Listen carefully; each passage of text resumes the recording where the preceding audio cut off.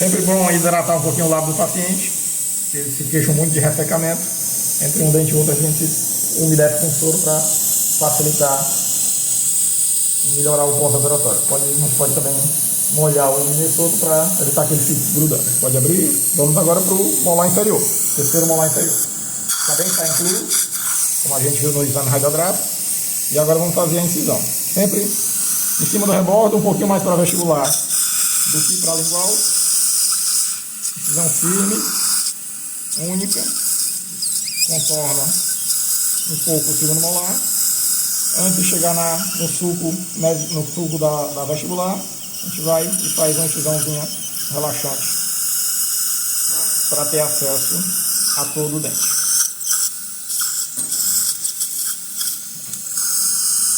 Delicadamente vamos descolar para fazer a exposição da coroa. Eventualmente, você pode precisar reincisar na região aqui da união entre o capuz do dente e a mucosa.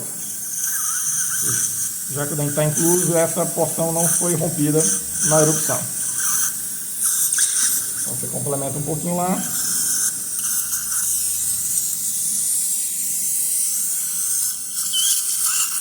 E faz o descolamento do periósteo. Eu gosto sempre de descolar com todo o periósteo aqui para ter visão completa do dente.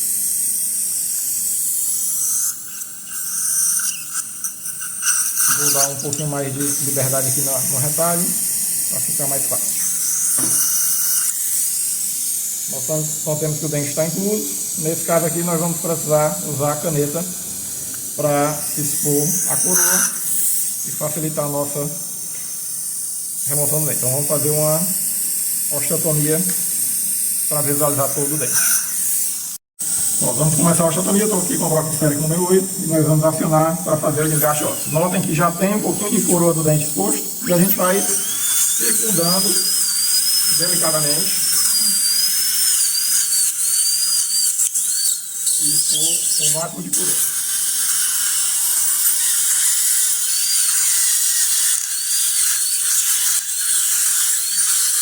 Sempre aprofundando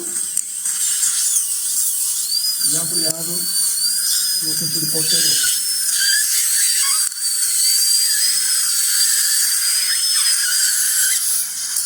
Começamos a ver boa parte da coroa do dente, mas precisamos tirar mais retenção. Fila mesial. O barulho é normal de uma broca nova. Ela sai ricocheteando aqui no osso. Abre um pouco mais. Sempre importante aqui o máximo de abertura bucal possível, para que ele seja bem colaborativo. Fazemos um pouco de osteotomia aqui na distal também, porque a gente vai precisar de espaço para sair. Nessas horas o paciente pode reclamar um pouquinho de dor, e aí eu vou e complemento com intraligamento. Porque a broca vai começando a desgastar, vai começando a encontrar o ligamento. E aí, depois daqui, a cirurgia fica bem silenciosa. Complementa um pouco com a interligamentar e continuamos com a osteotomia. Sempre com irrigação, ou externa, como está sendo feito aqui, ou com a própria irrigação da caneta. Importante é sempre estar irrigado para evitar necrose do osso pelo superaquecimento.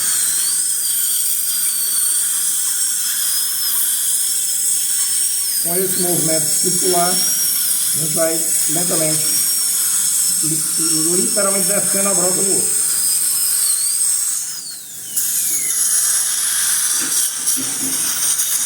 Então, podemos ver que já boa parte da coroa está exposta para o vestibular, tem um certo espaço aqui na distal, tem um ponto de apoio na mesial. Então notem que eu desci sem alargar para vestibular, apenas a espessura da broca no sentido lingo vestibular. Eu tenho que conseguir profundidade, não amplitude. Dessa forma, vou entrar com a minha alavanca reta Selgin, sempre tentando o ponto mais apical possível direcionando a ponta da alavanca para o ápice do segundo molar, tentando introduzi-la entre dente e osso. Não preciso do afastador nesse momento. Venho um pouquinho lá atrás da cabeça do paciente. Peço o paciente para fechar um pouquinho a boca. Ele pode até encostar os dentes nos meus dedos aqui para ter apoio. Sempre importante ter esse contrapoio aqui da mandíbula, senão o paciente vai reclamar de dor na articulação, pode até luxar a articulação e o pós-operatório dele vai ser mais delicado. Eu vou afastar aqui, o dente já está quase saindo, mas eu vou afastar aqui para vocês verem. Afasta aqui, Rafael, com a tua mão direita. Notem que a alavanca, ó, o ponto certo dela, ela está presa, igual na superior, só que era pote, ela está travada entre o dente e o osso. Então, aqui o dente sairá de qualquer forma. Peço para ela fechar um pouquinho mais, que aí eu tenho um apoio melhor. Faço o movimento e o dente literalmente pede para sair.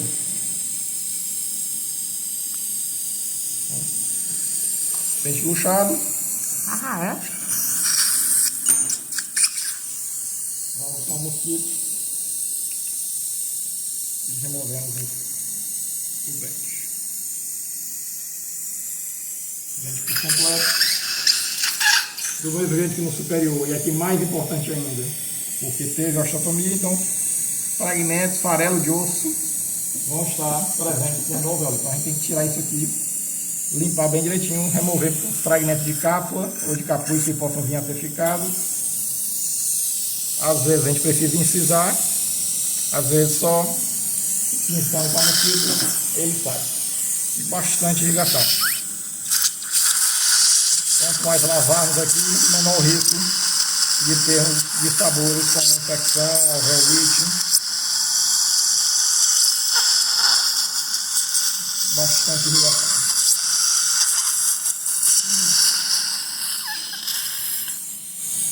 Gosto também sempre de curetar um pouquinho na distal. Às vezes fica fragmento de capuz ou de osso. Removemos tudo. Inspeção visual do alvéolo. Não precisamos aspirar lá dentro com muita intensidade, só superficialmente. Vemos que o alvéolo está íntegro e agora podemos irrigar mais um pouco. E partir para a sutura, ok? Então, removendo o inferior, já que eu vou tirar o outro lado, antes de fazer a sutura do inferior, já anestesio os dois do lado esquerdo. Sempre importante trocar a agulha, porque com as seguidas perfurações, o misel vai ficando cego, você vai perdendo o fio do misel. E isso incomoda muito o paciente. A maioria das vezes que a anestesia do outro lado, do segundo lado, sempre foi pior do que a do primeiro, porque o misel já está cego. Então, sempre importante trocar a agulha e trocar a lâmina de bisturi também, porque você já fez duas incisões desse lado, a gente vai trocar a lâmina no outro lado. Então, já anestesiamos do lado esquerdo, agora vamos passar para a sutura do inferior. Note que o coágulo já ali se formando dentro do alvéolo, não precisamos mais mexer nisso aí, já deixa aquela mucosa para cobrir. Auxiliar, muito importante nessa hora para fazer a sutura, segurando o minotoca. E nós vamos dar início à sutura. Do jeito que foi no superior, paremos o ponto de reparo aqui na relaxante. Pinçando com a mão esquerda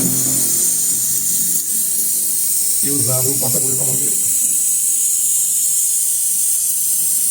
Passamos dos dois lados. O auxiliar tem que o afastamento ideal na linha da relaxante. Se puser muito para trás fica ruim, se puser muito para frente fica ruim. Então tem como se quisesse abrir a relaxante.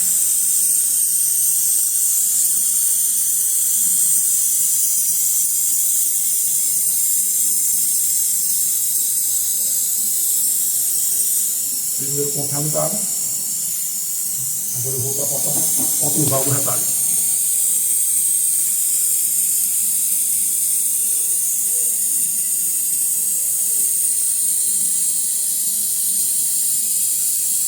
Porção móvel.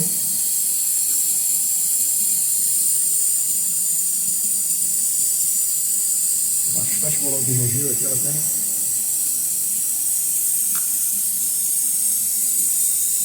Dá uma tiradinha lá, fazer fora. Aqui eu vou fazer uma sutura em X, assim aqui.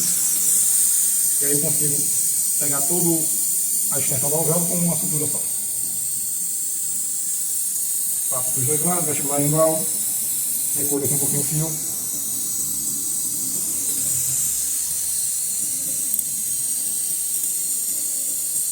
Às vezes eu peço para o auxiliar tirar o Minnesota para poder eu cortar bem os bordos.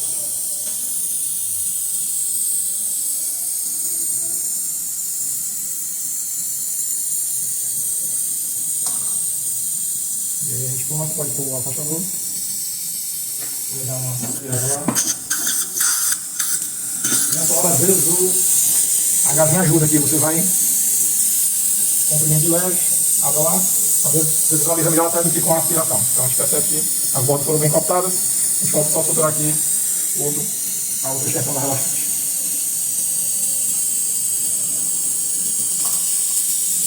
Peço para fechar um pouquinho a boca para ele não fechar tanto. A empunhadura do porta-agulha melhor dessa forma, com um pincel, com uma caneta. Não precisa obrigatoriamente colocar os dedos agora dentro dos anéis da cremalheira. Posso usar como um pincel e conseguir acessar a região. Pronto, passei, a partir do momento que eu passei, que eu vou precisar destravar a cremalheira, aí eu ponho os dedos dentro dos anéis para poder finalizar o ponto.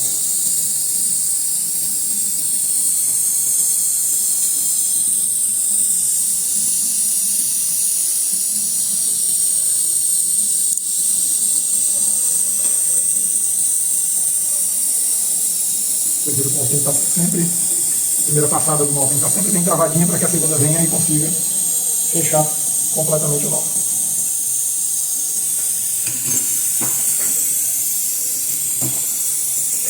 Uma vez finalizado, pode abrir. Então temos aí uma nova inspeção visual e temos o retalho completamente fechado, sem sangramento e sem abertura.